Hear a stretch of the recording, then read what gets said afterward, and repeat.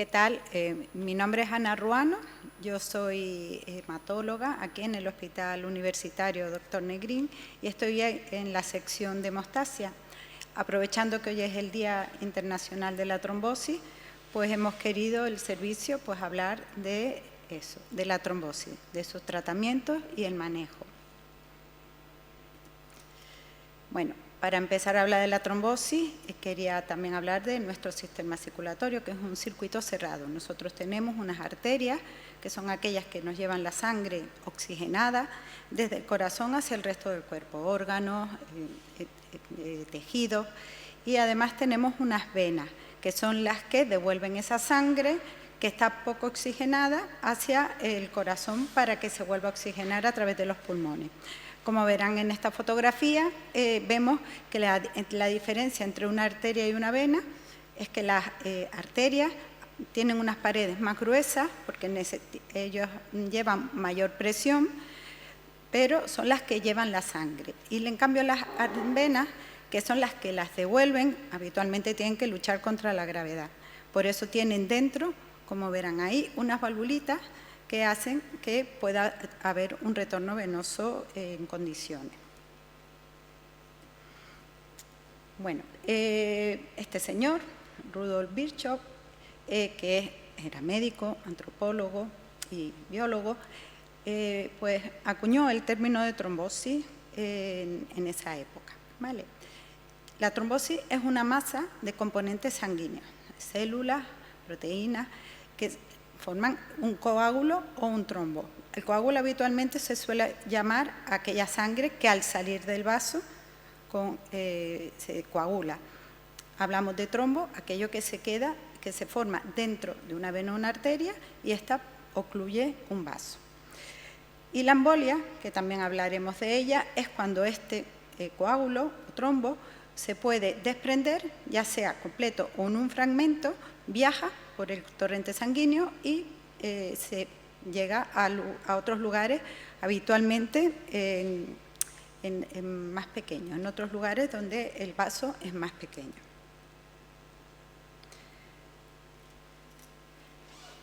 Y luego tenemos varios tipos de trombosis. Si ocluye el trombo una arteria, entonces hablaríamos de trombosis arterial. Lo normal es que estos trombos asienten sobre placas de calcio o de grasa, lo que se llaman placas de ateroma, y lo que nosotros conocemos como arteriosclerosis. ¿Qué clínica da si existe esta trombosis? Pues depende de la arteria que obstruyan. Si es una arteria del corazón, darían pues, la clínica de un infarto. Si es una arteria del cerebro, daría los ictus, o en ocasiones también, bueno, en ocasiones se ve con cierta frecuencia también oclusiones arteriales crónicas en las arterias de los miembros inferiores que darían la claudicación intermitente, que en este caso la sintomatología de una oclusión arterial de miembros inferiores sería el dolor a la hora de caminar y cómo ese dolor desaparecería al pararse el paciente. Pero lo que nos interesa de esta charlita es la trombosis venosa, que es cuando el trombo bloquea una vena. Las causas, bueno, pues una combinación pues, de un estasis venoso, que es un enlentecimiento de la circulación de la sangre, junto con una alteración del endotelio, que son las paredes de las venas, y además un momento de hipercoagulabilidad, que ya lo hablaremos más adelante, que es cuando la sangre tiende a formar coágulos. Los tipos de trombosis venosa existen las de venas profundas, que son aquellas venas que están en medio de los músculos. Si vemos este es el hueso, estas serían venas profundas.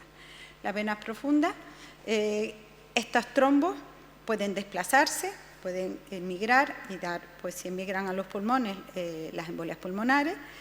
Además pueden dar secuelas, que lo hablaremos un poquito después, que sería el síndrome postrombótico o, si en el caso de que llegue a los pulmones, la enfermedad pulmonar tromboembólica crónica. Y en las trombosis también se dividen en la localización, que sean proximales o distales, que eso también nos van a dar también un poquito la gravedad y el tiempo de anticoagulación. Llamamos proximales aquellas que están las venas por encima de la rodilla, y las distales serían cuando son venas por debajo de la rodilla. Serían venas en las que muy rara vez van a formar émbolos y enviarlos a otras partes del cuerpo. Luego tenemos otro tipo de trombosis venosa, que son de venas superficiales, que son venas las que van pegaditas por la piel. Vale, estas son muy dolorosas quizás, pero no suelen dar complicaciones graves y muy rara vez, bueno, no dan tampoco embolias a ninguna otra parte del cuerpo. Bueno, y ahora queremos saber por qué se produce una trombosis.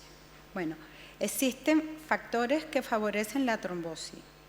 Uno de ellos podría ser la edad, es decir, mayores de 60 años, personas que tienen otro tipo de comorbilidades, que son otro tipo de afecciones o de patologías. Es más frecuente en las personas mayores de edad. La obesidad, cuando se tiene un índice de masa corporal mayor de 30, pues hasta puede haber una predisposición que duplica a la trombosis. Los factores de riesgo cardiovasculares o estilos de vida, es decir, fumar, hipertensiones, diabetes o incluso el sedentarismo, también pueden favorecer la trombosis. Están los factores genéticos, ya sean por antecedentes familiares, pacientes tienen en la familia padres, madres, hermanos con trombosis, y también porque sean portadores de mutaciones en la familia que se heredan. El embarazo, el puerperio, la terapia hormonal también es otro factor favorecedor. Las enfermedades crónicas, sobre todo las autoinmunitarias, enfermedades inflamatorias crónicas, el cáncer, muchos cánceres son protrombóticos, sobre todo como el cáncer de páncreas, el de pulmón. Y luego otros momentos en que además de ser protrombóticos pueden ser factores desencadenantes de la trombosis, como serían las intervenciones quirúrgicas, los traumatismos, inmovilidades prolongadas por cualquier causa médica o quirúrgica, y el ya conocido síndrome de clase de turista, que son aquellas personas que tienen una trombosis después de un viaje largo, de más de 4 o 6 horas. ¿Y cuáles son los síntomas? Bueno, pues en la trombosis venosa profunda, sobre todo de las piernas, del miembro inferior, la clínica, aunque puede variar, lo más frecuente es que haya una inflamación, un dolor en el miembro afectado, y puede también estar una piel caliente, enrojecida, con cambio de color. Y en el caso de que la trombosis sea en los pulmones, pues sobre todo en las embolias, habitualmente es una dificultad al respirar que es brusca, un dolor en el pecho agudo, una tos que pueden en ocasiones tener un poco de sangre, una sensación de desvanecimiento o tener el síncope, pero también puede pasar asintomático, sin que el paciente note ninguna de estas clínicas. ¿Y cómo diagnosticamos las trombosis? Bueno, pues en el caso de las trombosis de los miembros inferiores, primero hay que hacer un diagnóstico diferencial con otras patologías con mismos signos y síntomas, que pueden ser las lesiones musculares, la celulitis, que es la infección bacteriana de la piel, o incluso pues, por la flebitis, que son pacientes con venas varicosas, pues que se le inflaman. En el caso que se sospeche una trombosis profunda, el principal diagnóstico se haría por ecodoppler, que solo hace desde radiología con una sonda en el que nos mide por ondas sonoras el flujo de la sangre. Si en la vena hay un stop del flujo o una disminución o enlentecimiento del flujo, pues con eso llegaría al diagnóstico de la trombosis. De laboratorio no hay ninguna prueba que nos diga que existe una trombosis, pero sí está el dímero D, que si es negativo, sí podría descartar la presencia de una trombosis o por lo menos ayudarnos a descartarla. Con respecto a la embolia del pulmón, aparte de ver de la prueba de laboratorio, que el dímero D, que también nos serviría, eso sería más por una angiografía con TAC, el diagnóstico. Un TAC normal, que, como los conocidos, pero con un contraste que pasaría por los vasos sanguíneos y se podría ver la presencia o no de trombo en los pulmones. También para la embolia pulmonar tenemos que hacer diagnóstico diferencial con otras patologías que podrían dar la misma sintomatología, como son los ataques cardíacos o las neumonías. Bueno, llegamos al tratamiento de las trombosis venosas. Dentro de los tratamientos tenemos los fármacos anticoagulantes que tenemos de los dos estilos, es decir, tenemos las inyectables, que están las heparinas, hay heparinas intravenosas que se ponen en el ámbito hospitalario, pero también hay heparinas que se administran de forma subcutánea y que estas pueden ponerse o cada 24 horas o cada 12 horas. Luego tenemos los tratamientos anticoagulantes orales, los ya conocidos antivitamina K, que son aquellos que disminuyen la vitamina K del cuerpo, con lo cual disminuyen la síntesis de nuestras proteínas de la coagulación y así lo que harían, prolongarían el tiempo que tarda nuestro cuerpo en coagular. Tenemos los de toda la vida conocidos, el Sintrón y el Aldocumar, y luego tenemos de hace ya más de una década otros anticoagulantes que son más directos y que dan menos sangrado, puesto que solo van contra una proteína de la coagulación, como son los anticoagulantes que es el Pradaxa, el Eliquis, el Xarelto y la Lixiana. En casos graves, si el paciente requiere, porque peligra mucho su vida, quitar el trombo de la zona, se pueden utilizar tratamientos trombolíticos, en el que se llegaría hasta la obstrucción del trombo, ya sea en los pulmones, en el corazón, la cabeza, y se administraría esta medicación que lo que haría sería diluir el trombo, con el consiguiente riesgo aumentado del sangrado. Y luego tenemos otra forma o otro tratamiento en caso de que no sea posible poner tratamiento anticoagulante por el alto riesgo de sangrado del paciente, que son los filtros de vena cava. Esto sería en el caso de que las trombosis fueran en los miembros, en las piernas, en los miembros inferiores. Entonces se pondría esta malla en la cava, en la zona inferior de la cava, que sería como un sombrerito que no permitiría pasar los trombos hacia arriba y se alojaran en los pulmones. ¿Y cuál es el objetivo del tratamiento de la trombosis? El tratamiento anticoagulante en sí no diluye los trombos, sino lo que hace es prevenir que el trombo crezca y que afecte a otras venas por el crecimiento, que prevenir que el trombo se desprenda y se vaya a otras localizaciones, y luego prevenir, o por lo menos intentar prevenir, complicaciones a largo plazo, como sería el síndrome postraumático o incluso el daño pulmonar crónico, y reducir en lo posible que haya una recurrencia de estas trombosis. ¿Y qué otros tratamientos tenemos? Tratamientos que nos pueden ayudar cuando se tiene una trombosis. Están las medias de compresión. ¿Qué hacen estas medias de compresión? Pues mejoran el retorno de la sangre por la vena, comprimiendo, ayudando desde los tobillos hacia arriba y así luchando contra la gravedad, que siempre va a intentar llevar la sangre hacia abajo. Van a aliviar la hinchazón y el dolor, y es muy controvertido si previenen o no el síndrome postrombótico. No se debe de usar este tipo de medias si hay úlceras o hay una trombosis arterial, puesto que la trombosis arterial, recuerden que lleva la sangre del corazón hacia los diferentes órganos con lo cual las medias no tendrían efecto para esa patología.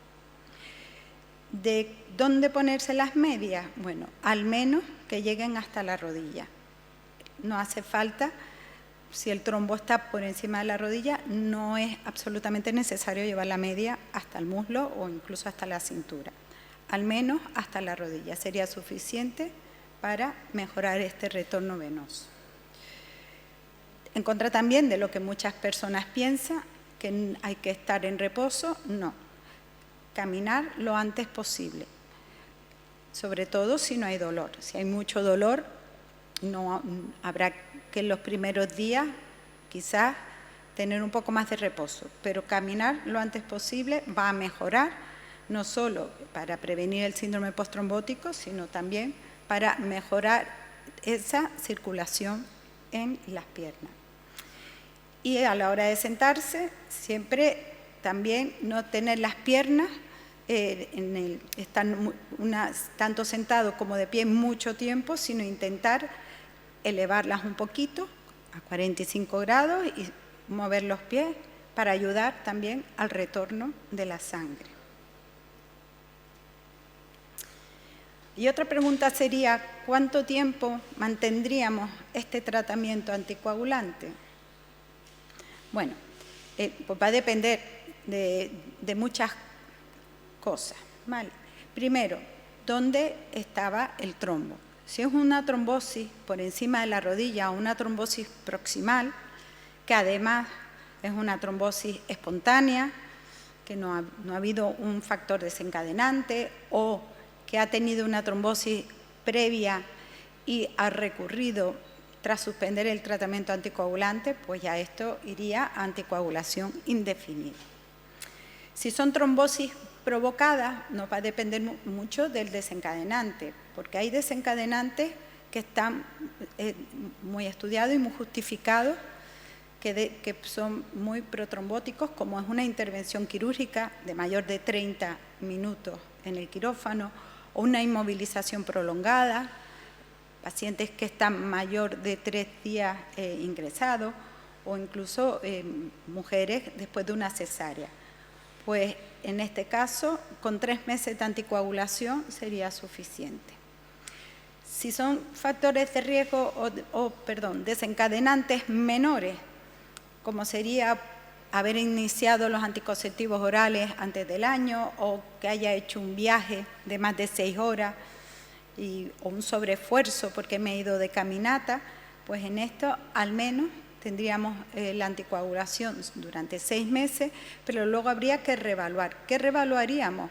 Pues otros factores de riesgo.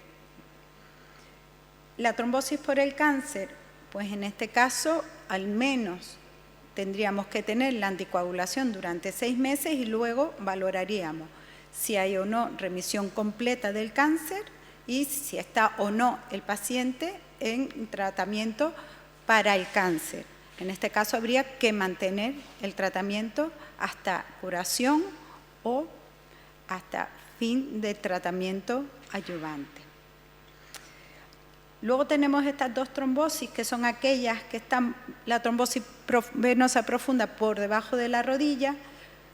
En este caso puede depender no solo de la localización de la vena, sino también de la clínica, de la persona, de otros factores.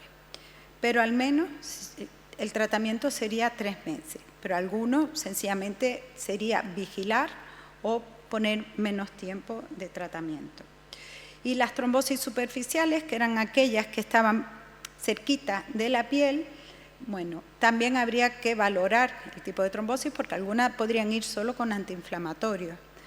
Pero si son trombosis superficiales que midan una cantidad como mayor de 5 centímetros o pues a lo mejor ya tendríamos que poner anticoagulante durante 45 días.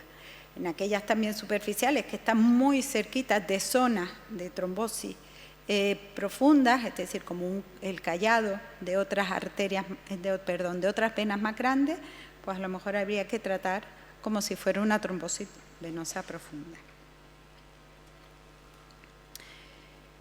Pero además tenemos que tener otras consideraciones a la hora del tratamiento para la trombosis. ¿Por qué? Porque hay pacientes con alto riesgo de sangrado. Entonces habrá siempre que valorar a la hora de mantener y de suspender el tratamiento si hay un alto riesgo de sangrado. Aquellos pacientes que mantengan factores de riesgo persistentes, si tienen una trombosis pero tienen una trombofilia, una mutación familiar importante, o que mantengan o que tengan una enfermedad inflamatoria sistémica del tipo lupus, artritis reumatoidea, enfermedades inflamatorias intestinales, en donde la inflamación continúa, o aquellos pacientes que tienen una inmovilidad crónica por cualquier otro tipo de enfermedad, pues quizás habría que considerar también la anticoagulación de forma indefinida. Luego hay otros factores de riesgo que se puede comentar con el paciente, que son factores de riesgo modificables, que a lo mejor también nos pueden ayudar al tiempo del tratamiento anticoagulante, como son la obesidad, el tabaco, el sedentarismo. Y luego hablarlo, preferencias del paciente.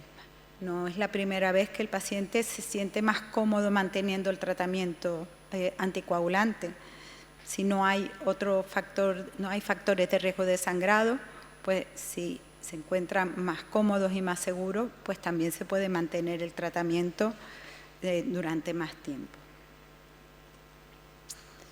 Y por último, hablar de las complicaciones de la trombosis venosa profunda. Bueno, dentro de las dos complicaciones hay una que es frecuente, que se da hasta el 50% de los pacientes, que es el síndrome postrombótico. ¿Por qué pasa el síndrome postrombótico? Pues porque hay la trombosis, el trombo puede alterar estas válvulas venosas que nos ayudan a que la sangre venosa vaya en contra de la gravedad. Si estas se alteran, pues ¿qué nos darán? Pues sintomatología como la hinchazón de la pierna, el dolor, incluso cambios de coloraciones de la piel, aumento del tamaño de estas varices e incluso en situaciones más severas, las úlceras. ¿Cómo se prevendría?